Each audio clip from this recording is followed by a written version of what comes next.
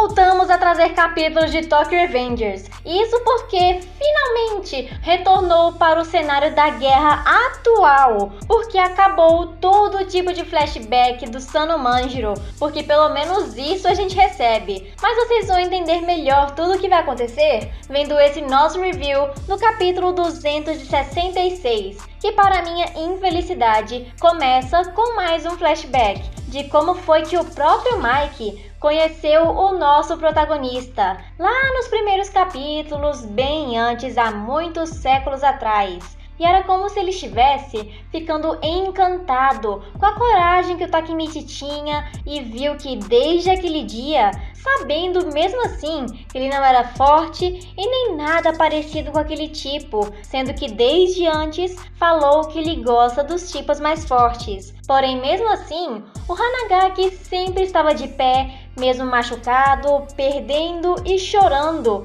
e fica defendendo tudo que ele acreditava sem questionar ou pedir permissão de ninguém. E de alguma forma, o Takemichi sempre estava no centro de toda a guerra e de toda a batalha. Talvez seja porque ele é protagonista, ou talvez não. Já que depois de tanto flashback, eu tô começando a duvidar que o Sano Manjiro, que é o nosso protagonista. Porém, em qualquer situação, o Takemichi não queria perder pra ninguém, o que é algo meio impossível de acontecer. Mas por um milagre do nosso Senhor amado, finalmente, a guerra final retornou para a mesma cena que havia parado. Eu ouvi um amém, irmãos? Amém, amém, aleluia, acabou. E com Takemichi se levantando como sempre, no meio de todos os outros que já haviam caído há muito tempo atrás e não tinham mais forças em si para fazer isso, o que para mim já era mais do que esperado. E o Takemichi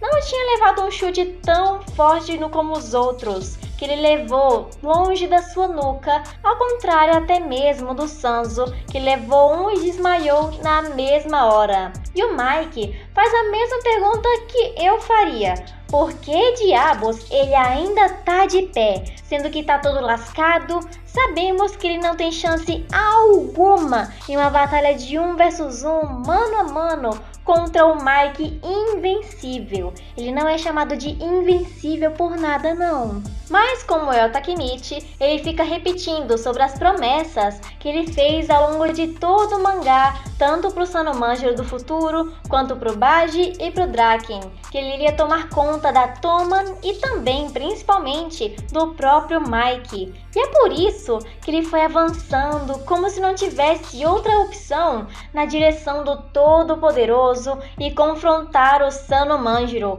E eu achando aqui que ele tinha finalmente conseguido acertar um soco na cara dele. Mas o que aconteceu mesmo é que ele levou um chute bem no meio da sua nuca, que se lascou e foi arremessado para bem longe. E ficou se lembrando de quando ele estava com a Hina e admitiu que estava com medo, que ele queria fugir. Com certeza não queria continuar por causa disso e o medo dele de novo quebrar o braço.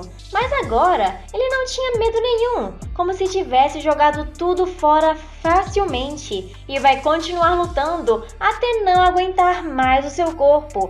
Afinal, porque ele era o único capaz de salvar o seu amigo da escuridão em que ele estava preso, mesmo que não adiantasse nada. Se ele nem era capaz de acertar um chute ou até mesmo só um soquinho na cara do seu oponente, isso não vai salvar o Mike, ele perder e morrer ali na mão dele. Ele só ficou apanhando toda hora sem parar, enquanto se lembrava dos outros futuros que se passaram diante dos olhos dele. Teve até uma página 100% dedicada para todas as mortes praticamente e todas as cenas principais de cada arco da história do Hanagaki em que ele viveu até agora. E eu acho que isso é um claro sinal de que ele está perto da morte, por causa que quando isso acontece, a vida passa diante dos seus olhos. Ou também o sinal que finalmente esse aqui é o arco final do final de todos. Ou talvez não, depende também de quanto dinheiro eles vão dar pro Kinmakui. Enquanto isso, temos aquela frase de sempre do Hanagaki. É tipo o Naruto falando que quer virar Hokage. Ele dizendo que só ele pode salvar o Mike e que não vai perder pra ninguém. O que é a verdade mais ou menos, só que vai demorar um pouquinho para poder ser salvo. Já que não importava se ele não existisse, se ele não parar de apanhar e não consegue revidar de forma alguma. Porque ele já estava no nível que nem seu corpo estava mais aguentando aqueles chutes seguidos, socos e tudo que ele estava levando. Iria colapsar a qualquer segundo. A sua visão já estava ficando toda embaçada, sua audição já indo pro pau, ouvindo aquele pi irritante que você fica quando bate a cabeça, sabe? Aquele pi que fica constantemente. Era isso que ele estava ouvindo. Por isso, ele não ia poder continuar por tanto tempo assim nessa batalha.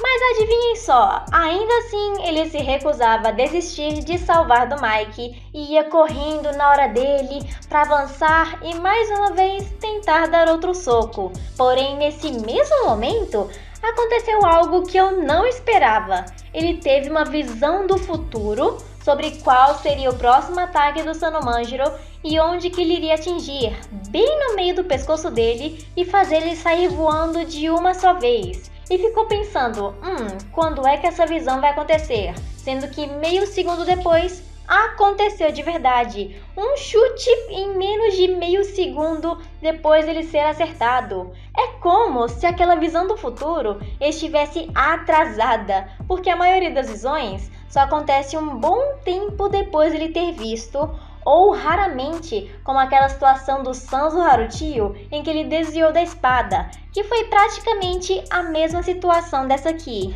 E na página final, eles deram meio que uma explicação entre aspas para isso, mas que também teve um erro. Antes estava falando que aquela visão do futuro estava atrasada, como se estivesse ruim, mas o verdadeiro significado era para dizer que a visão do futuro estava evoluindo.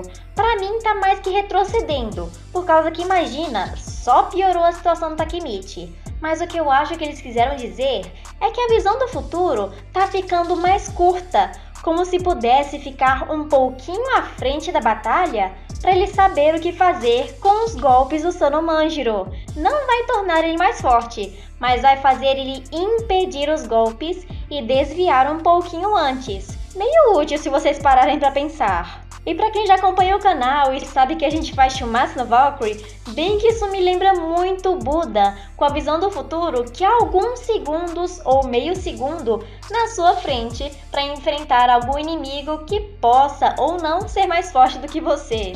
Mas agora que a guerra finalmente voltou, eu só tenho uma dúvida para fazer para vocês. Aquele passado de 3 capítulos quase, 3 capítulos e meio de flashback que eles colocaram sobre o Mike, foram úteis para alguma coisa agora na guerra? Eu pelo menos acho que não. Mas eu quero que vocês vão lá na nossa playlist Tokyo Revengers, que eu vou deixar o link aqui embaixo na descrição, e verifiquem os passados que teve do Mike e se ele faz algum sentido com esse capítulo atual. Estarei esperando suas conclusões e até o próximo vídeo.